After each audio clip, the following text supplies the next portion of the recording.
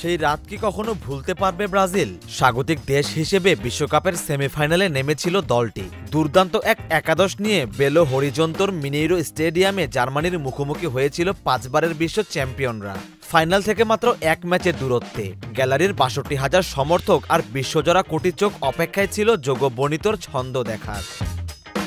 কিন্তু হায়, সেদিন এসে ব্রাজিল দল যেন বড্ড অচেনা। ১৯৫০ সালে মারাকানার ট্র্যাজেডির দুর্নাম ঘোচাতে যে ম্যাচে সবটা নিংড়ে দেওয়ার কথা ছিল, সেদিনই কিনা জার্মানি উল্টো শুষে নিল সেলেসাওদের সবটুকু রস। নেইমার ও থিয়াগো সিলভাবিহীন ব্রাজিলকে মনে হচ্ছিল পাড়ার কোনো দল। জার্মানি যাদের সঙ্গে মেতেছিল ছেলে খেলায়। ৮ই জুলাই ২০১৪ ব্রাজিল বনাম জার্মানি ম্যাচের ফলাফল ৭-১। অথচ ম্যাচে আক্রমণের দিক থেকে কোনো কমতি রাখেনি স্বাগতিকরা। তবু মনে হয়েছিল ছন্নছাড়া দিশেহারা। ১১ মিনিটে থমাস মুলারের গোল দিয়ে শুরু যান্ত্রিক জার্মানদের গোল উৎসব। ২৩ থেকে ২৯, মাত্র ৭ মিনিট। যে ৭ মিনিট কখনোই মনে রাখতে চাইবে না ব্রাজিলের ভক্তরা। মনে রাখতে না চাইলেও এরপর থেকে ৭ আর পিছু ছাড়েনি ভক্তদের।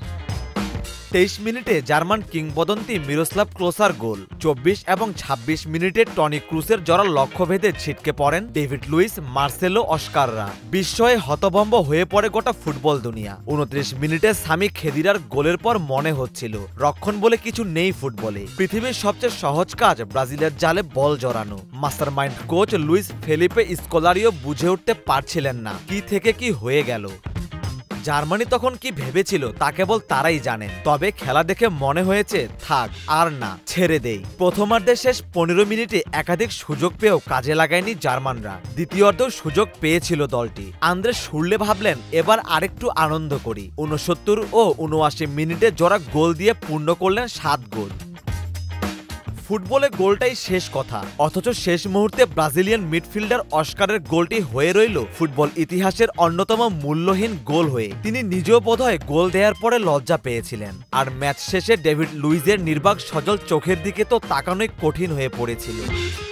গত ৮ই জুলাই পূরণ হলো খ্যাপাটে ম্যাচটির ১০ বছর, যার আগের দিন অপয়ার স্বাদ ফিরে আসে কোপা আমেরিকার ২০২৪ সালেও, যেদিন ব্রাজিলকে বিদায় নিতে হয়েছে কোপা আমেরিকার কোয়ার্টার ফাইনালে।